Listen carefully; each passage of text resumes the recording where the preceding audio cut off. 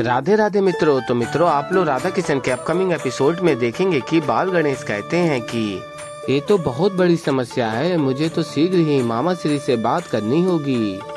और फिर आगे आप लोग देखेंगे बलराम दाऊ कान्हा से कहते हैं कि अगर मोहासुर को नहीं रोका गया तो समस्त द्वारिका में मोह व्याप्त हो जाएगा। बाल गणेश को शीघ्र ही कक्ष से बाहर आकर मोहासुर का अंत करना ही होगा। और फिर कान्हा कहते हैं कि ये समस्या तो गंभीर है ही दाऊ, परंतु हमारे बाल गणेश विघ्न हरता हैं। हमको विश्वास है कि हमारा ये विघ्न, हमारी ये चिंता बाल गणेश अवश्य ही हरेंगे। और फिर आगे आप लोग देखेंगे बाल गणेश कहते हैं ये कैसी दुविधा है, अब मुझे मामा श्री से मिलने के लिए माँ राधा को किसी कार्य में व्यस्त करना होगा। और फिर आगे आप लोग देखेंगे कि बाल गणेश कहते हैं आज तो माँ राधा का प्रेम ही मुझे व्यग्र कर रहा था, और कहते हैं अच्छा ही हुआ जो मैंने उनका ध्यान भंग कर दिया। मामा श्री से मुझे यथाशीघ्र भेंट करनी होगी। और फिर आगे आप लोग देखेंगे बलराम दाऊ कहते हैं कान्हा हमें बाल गणेश की सहायता करनी चाहिए। और फिर कान्हा कहते हैं बाल गणेश की सहायता करने का ये विचार अत्यंत उत्तम है, किंतु आपने थोड़ा विलम्ब कर दिया है। और तभी बाल गणेश आ जाते हैं और कहते हैं मामा श्री कृपा करके मेरी सहायता कीजिए, मैं एक बहुत बड़ी दुविधा में हूँ। और तभी कान्हा कहते हैं तुम दुविधा में हो? मुझे तो लगा तुम कैलाश में हो, और तुम्ही ने तो कहा था तुम्हें कैलाश लौटना चाहिए, हर एक अतिथि को एक ना एक दिन तो लौटना ही पड़ता है, तुम गए नहीं। और तभी बाल गणेश कहते हैं अब आप इतने भोले मत बनिए, वही उचित रहेगा, क्योंकि मुझे पता है आप सब कुछ जानते हैं। मामा श्री शीघ्र ही मेरी सहायता कीजिए, मेरी दोनों माता के मध्य द्वंद्व छिड़ गया है। और फिर आगे आप लोग देखेंगे देवी पार्वती कहती हैं कितना समय हो गया है, सूर्योदय होने को है, अभी तक गणेश नहीं लौटा। और फिर आप लोग देखेंगे बाल गणेश कृष्ण जी से कहते हैं आपको मेरी सहायता किसी न किसी प्रकार करनी ही होगी। और फिर कृष्ण जी कहते हैं मेरे पास इसका एक सुझाव है, अब आपको एक चयन करना होगा, अब द्वारिका या कैलाश, दोनों में से एक को तुम्हें चुनना होगा। अब यदि द्वारिका में रहने की इच्छा नहीं है तो राधा माँ से स्पष्ट रूप से कहना होगा कि मैं यहाँ नहीं रह सकता। और तभी बाल गणेश कहते हैं मामा श्री वही तो समस्या है, मैं माँ राधा को आहत नहीं पहुँचा सकता। और फिर कृष्ण जी कहते हैं फिर तो ये समस्या ही सुलझ गई, अब माता पार्वती से ये कहना कि मैं माँ राधा के प्रेम के लिए द्वारका में ही रहना चाहता हूँ। और फिर तभी बाल गणेश कहते हैं मैं माता पार्वती को भी आहत नहीं पहुँचा सकता, वो भी मुझसे कितना अत्यंत प्रेम करती हैं।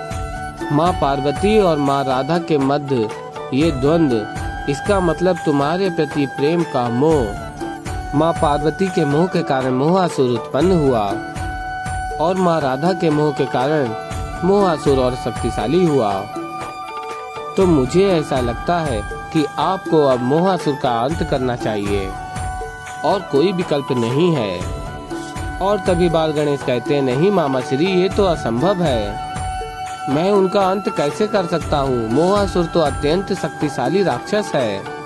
और फिर कृष्ण जी कहते हैं कभी कभी कोई ऐसे विचार होते हैं जिसके विषय में सोचकर ही हमें भय लगने लगता है, किंतु जैसे ही हम इस भय को त्याग करके अपना कर्म करें, अपना कर्तव्य करें, तो हमें ज्ञात होता है अपने अंदर की शक्ति का वो क्षमता जिसकी हमने कभी कल्पना भी नहीं की थी। वो क्षमता जब जागती है तो हम असंभव को भी संभव कर दिखा सकते हैं। और कहते हैं हमने आपको बताया था आपकी 7 कथाओं के विषय में, 7 रूपों के विषय में, मोहासुर तो एक है, ऐसे 7 शक्तिशाली असुरों को आपने परास्त किया है, और इस सृष्टि की आपने रक्षा की थी। जो आपको लग रहा है संभव है, निश्चित रूप से आपके लिए संभव है। और फिर तभी बाल गणेश कहते हैं मामा श्री मैं जानता हूँ वो केवल मनगढ़ंत कथाएं थीं आपकी बताई हुई। और फिर कृष्ण जी कहते हैं तो आपको मुझ पर विश्वास ही नहीं है। और तभी बाल गणेश कहते हैं मामा श्री सो तो है, किंतु मैं कर भी क्या सकता हूँ। अब मामा श्री आप ही बताइए कि मैं क्या करूँ, मुझे क्या करना चाहिए।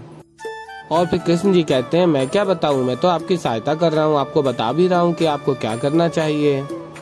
क्या आप कर रहे हैं? नहीं, आप एक कार्य कीजिए, आप ही अपने लिए कोई उपाय ढूंढ लीजिए, मैं चलता हूँ।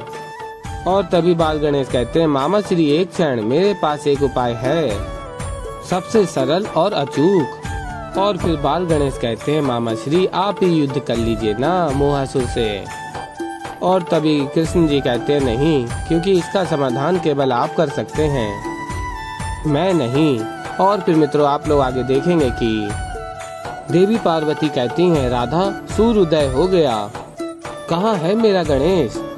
और तभी राधा कहती हैं सूर्योदय से पूर्व तो आप गणेश को ले गई ना, यहाँ गणेश नहीं है, वो मेरे साथ रहना चाहते हैं और वो मुझे एक माता के समान प्रेम करते हैं। देवी पार्वती कहती हैं गणेश तुम्हें माता के समान प्रेम करता है, किंतु तुम उसकी माता नहीं हो, उसकी माता तो मैं हूँ।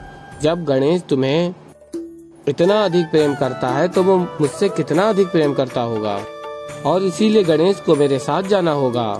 और फिर राधा कहती हैं देखिए देवी, गणेश कहाँ रहना चाहते हैं ये निर्णय उन्हें लेने दीजिए, आप उन्हें छिपाइए मत। और फिर मित्रों आप लोग आगे देखेंगे कि कृष्ण जी कहते हैं ये ममता नहीं है, ये मोह है। ममता किसी को जलाना नहीं सिखाती, ये मोह है जो आप दोनों के ऊपर छाया हुआ है, और बाल गणेश ही आपका मोह दूर करेंगे। और फिर बाल गणेश कहते हैं अब तो माँ पार्वती और माँ राधा के मध्य भयंकर युद्ध होने वाला है, मामा श्री कुछ कीजिए ना, मुझे अत्यंत भय लग रहा है।